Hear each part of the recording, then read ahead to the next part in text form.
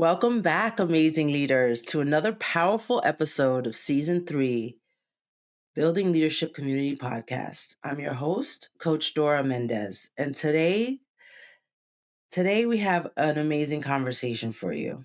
Today's conversation is one that will speak to the heart of what it means to lead with both excellence and humanity. We are honored to welcome a leader who brings worlds of medicine and organizational leadership, clinical practice and systems transformation, science and spiritual values. Our guest today is none other than Dr. Falguni Shah, a physician, organizational psychologist, speaker, and author who has dedicated over 20 years to helping people and organizations not just function, but truly thrive. By the end of this conversation, you'll learn more about truthlighting. You will walk away with a renewed understanding of what it means to lead with cultural humility, a deeper appreciation for building systems where people can flourish, a practical wisdom for creating workplaces rooted in dignity, justice, and wellness. This episode is an invitation to lead with both head and heart, unapologetically, powerfully, and with purpose. So settle in, take a breath, and get ready. Hello, and welcome to Building Leadership Community Podcast. I'm your host, Dora Mendez.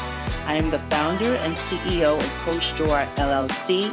Our guests will be entrepreneurs, small business owners, and community leaders that drive social impact. It can be lonely at the top, but it doesn't have to be.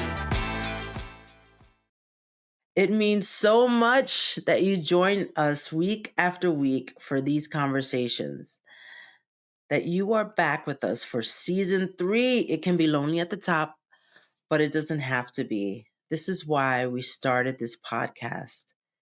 If you are new to Building Leadership Community, we are so glad you are here.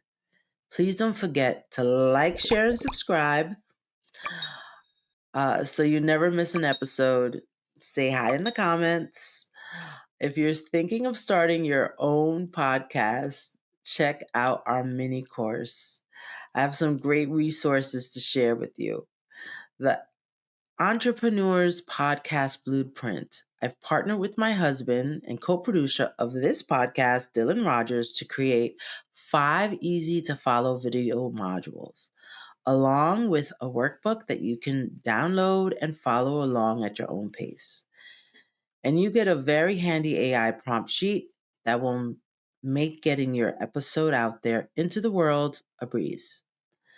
The link in the description takes you right to our course. Season 3 continues to deliver powerful conversation with amazingly inspiring leaders. Let me tell you about our guest today, Dr. Falguni Shah. Before we get started, I just want to share her book, Truthlighting, is a permanent part of our set. So let me tell you a little bit more about our guest, only the best and the brightest for us here at Building Leadership Community. Dr. Shaw holds a PhD in organizational leadership from Adler University, a master's in community counseling from Loyola University, Chicago, and a bachelor's in medicine and surgery from the University of Mumbai. With over 20 years of experience in healthcare, Dr. Shaw brings together clinical expertise, systems thinking, and cultural humility in a way that transforms organizations from the inside out. She has held leadership roles in community mental health and federally qualified health centers with a deep focus on quality and compliance, but always with the human being at the center. Grounded in spiritual values and an unwavering belief in human dignity, Dr. Shaw is driven by justice, equality, and a passion for wellness and travel. She brings heart and purpose to every space she enters. And today, Dr. Shaw is here to fill you with insight and wisdom. Let's hold for a pause and bring her on to the stage. Hi, Dr. Shah. Hi, Dora. How are you? I'm doing great. I want to thank you so much for being here. Your values are so aligned with what we're doing here on the Building Leadership Community podcast. And I just loved your book. And I'm so, I know our audience is going to get so much from this conversation. So with no further ado, I've talked a lot. So let's pass the proverbial virtual mic to you. And if you can share a bit about your unique story from medicine to organizational leadership. Sure, absolutely. So, I was born and raised in Mumbai, India, and after school and college, I studied bachelor's in homeopathic medicine. Um, and I always had the drive to understand people more deeply. And part of homeopathy is also understanding the individual as a whole. And so I moved to United States to pursue higher studies in psychology, and I got my master's in community counseling from Loyola University in Chicago. And from there, I built my career across community health, counseling, accreditation, quality and compliance, and other aspects of healthcare. So I've been in healthcare, both in clinical and leadership roles, for about 20 years now. When COVID hit, just like many people, I found myself at the intersection of what do I do now, right? What is the next big thing that I need to do? And it pushed me to pursue a PhD in organizational leadership, partly also because I always wanted to study leadership and wanted to do more research. So honestly, after that PhD, it opened up a whole new chapter in my life. As I was researching, one of the topics that came to me was leadership journey and how do minority women excel in leadership. So as I was researching more, I found this study by McKinsey and Company, which studied over 250,000 people, and they surveyed 750 companies between 2015 to 2021. And the study showed that minority women dropped off by more than 75% at every step of the promotion pipeline, from entry level to C suite. Ultimately, only 4% of minority women ever reached the C suite position. So that really hit me hard. And also, I was going through my own struggles advancing to leadership positions. So I wanted to really understand why there is this lack of representation. And so I took a deep dive into real stories of women and I interviewed them. And these were some amazing, resilient women. At one point, I had tears in my eyes hearing their stories. So I asked them about their journey, the obstacles they faced, and the successes that shaped them, with the hope that what their experiences are would really tell me and teach me something about my own leadership journey. So, and it would also help other women who are navigating similar challenges. Now, as I heard them, there was a pattern that kept showing up, especially for women of color. They were being dismissed, they were being underestimated, and they were told that they were not ready for that next big step without any clear direction. And to that, I called it as a subtle form of gaslighting, where they are meant to believe that they're not ready for that next role. There is a sense of self-doubt and their confidence is eroded. So because of this, I created a new concept called truthlighting, which is like an intentional opposite of that. It's about validating people's realities, empowering them, and giving them clarity and confidence to do whatever it is that they want to achieve, i.e., their next best step. So, as an author and speaker, this is now my mission to help leaders lead with principles of truth lighting so the workplaces can be fairer, more trustworthy, and truly inclusive. I love this concept because this is exactly, I feel like you wrote about my life.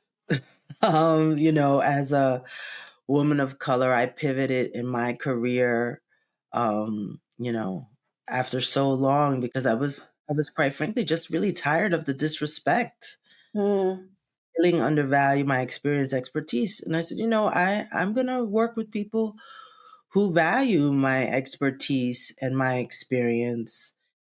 That's a great segue to the next conversation prompt, was we ask all of our guests is sort of why community is so important. Leadership can be so lonely and isolating, and you describe some of those reasons. Here is kind of your opportunity to share some wellness tips and how you've navigating building community throughout your journey to help support you, giving the data that was so disturbing that you studied that. So I'd love for you to share what community means to you with our community. Yeah, sure, absolutely. And I agree that leadership can often look glamorous, right, from the outside. But the reality is that it can be lonely and isolating. So leaders are expected to hold spaces for others, make tough decisions, and stay strong in uncertainties. And without a trusted community, it's easy to lose perspective, feel unsupported, and also feel burnout. So, in terms of self care, here are some things that I think would really benefit leaders. The first one is self regulation through meditation, through yoga, through such similar allied health practices, which can really calm your nervous system, reduce stress, and it will prevent you from acting impulsively as a leader. So I recommend that every day for at least 10 minutes that we practice some mindfulness, some meditation, or yoga. The second technique that really has helped me in my clarity of thought is journaling, and I feel like writing really helps us pause and reflect on our thoughts and behaviors. And that also empowers us by creating self awareness. So that's that second tip that I have for our community. The third one is mentorship and coaching. We all need somebody as our thought partners, somebody who can be our sounding boards. So seeking out mentors and coaches really creates that safe space for us to process those challenges, to gain new skills, and to stay committed to our own personal growth. And last but not the least, join leadership networking groups that allows for some peer networking, gives us both support and inspiration, and then also helps us build a community where we can collaborate for more opportunities and also provides us a sense of belonging. Dr. Shaw, thank you for sharing those four wellness tips and with community really being at the center. As a coach, what you're saying to me is very validating. Mm-hmm. For those who follow my show or follow me, journaling is one of my biggest things. And I would just share on a personal note, I'm also a middle aged woman. Mm. So I have found that self regulation in the journaling has helped me with my perimenopause symptoms. To be quite Yes. frankly, I have trouble sleeping, and I have found that like just writing it down, the act of writing it down and reflecting on, and I often uplift gratitude journal, like at least write down Mm. 1 to 3 things that you're grateful for and just put it down on the paper and put it away. And then it just allows me to sleep better. It's a practice that I'm so happy that you're validating right now for our audience and just for me as a coach and an accountability partner to so many of my clients and colleagues and folks in my network. So thank you so much for validating that. You're welcome. I'd love for you to, we ask all our guests, what advice would Mm. they give to the next generation of leaders, whether that's something that you would want to go back and tell your younger self? Mhm. What would you like to share? Yeah.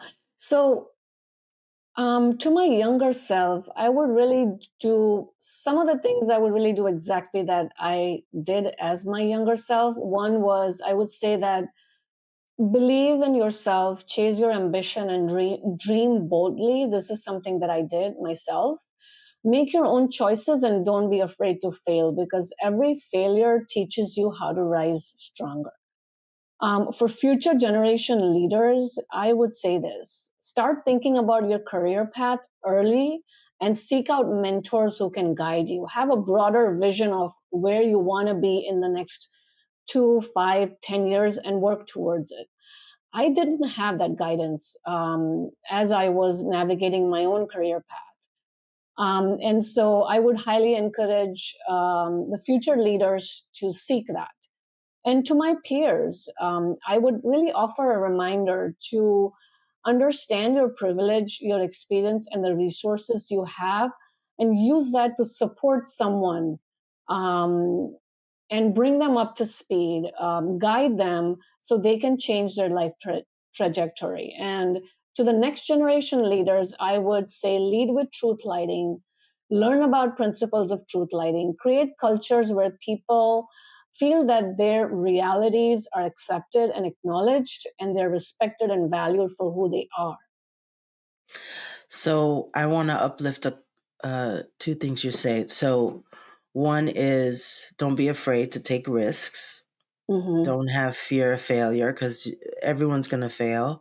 My son says to me, my 8-year-old says to me that fail is first attempt in learning. Mm-hmm. I don't know where he got that from. It's probably one of his brilliant teachers, but he says it to us all the time. And that speaks to young people, encouraging young people to take risks. And then the other one is the mentor mentee. You share that you didn't have that, and but now you are that mentor. You're that shining example for so many women and our allies. I would love for you to share a little bit more about leading with truth lighting. I think it's so important. I love the concept. I think the book is brilliant. And I love this whole opposite of gaslighting, because gaslighting feels like a trend, but it's been around for a very long time. Besides the fact there was like a famous movie about it and play Mm-hmm. Yeah. back in the days. But making someone feel crazy when making someone feel crazy out of your insecurity, or making someone feel like they're Mm-hmm. they're crazy, which is what I think of gaslighting is. So, could you share a little bit more about leading with truth lighting? Sure, absolutely. So, truth lighting is an intentional opposite of gaslighting. So, it's really about validating people. So, there are four main steps to it, right? Number one is validating their realities. So, when you're having a conversation, you're using terms like, I hear you, you're listening to understand, it sounds like blah, blah, blah. You're rephrasing what you're hearing to kind of make the other person feel that they are validated, right? So that's the first step to truth lighting. The second one is to give positive affirmations or acceptance. So words like using words that will strengthen their confidence in themselves. So that's the second aspect of truth lighting, is to use affirmations. The third aspect is to provide facts or data around whatever it is that they're struggling with. So if somebody's struggling with their career progression journey, you provide them concrete, actionable steps on what they can take towards that um, next The next role. goal. Yeah, their next goal. Like what are those facts, or what are those steps that they can take? Um, and the fourth thing is really guiding them and providing them resources on how they can take those steps. So these are really those four steps or principles of truth lighting, if you will. So I love that, and I love the idea that truth lighting is almost like illuminating a path. Mhm. Like I see someone in like a dark cave of doubt, and then you're this truth lighter, this mentor, this person sort of like illuminating them out of the darkness into the light. And I just Yes. love the concept. I think people are going to get a lot out of not only this interview and getting to know you, but I hope they go out and buy the book today. It's so amazing. And something that you shared with me that I would love to have the audience know was this sort of the how the book was born. Can I don't want to speak for you, but I just want to leave it for you because you had shared that with me. um, can you share a little bit about the genesis story of how Truth Lighting was born? Sure, absolutely.